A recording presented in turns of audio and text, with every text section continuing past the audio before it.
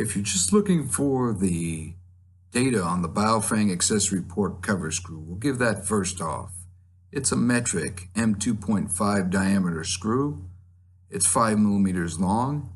If you're looking to match the particular head type, it is slotted, knurled, flathead, and/or a thumb screw. When we say accessory port cover screw, what are we really talking about? Right here we've got a Baofeng GT3WP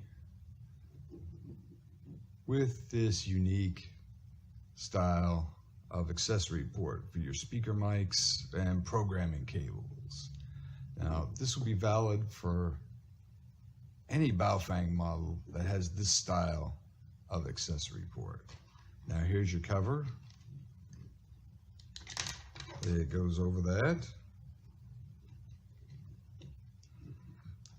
And we've got your 5 millimeter M2.5 metric screw that holds that in place. Let's give that specification one more time. We're looking at a metric M2.5 diameter screw, 5 millimeters long. If you want to match the head type close to exact, you want to look for the keywords slotted, knurled, flathead, and/or thumb screw. And for reference, the head diameter is 6 millimeters. All right, let's do our disclaimers about this video. All our measurements are in metric.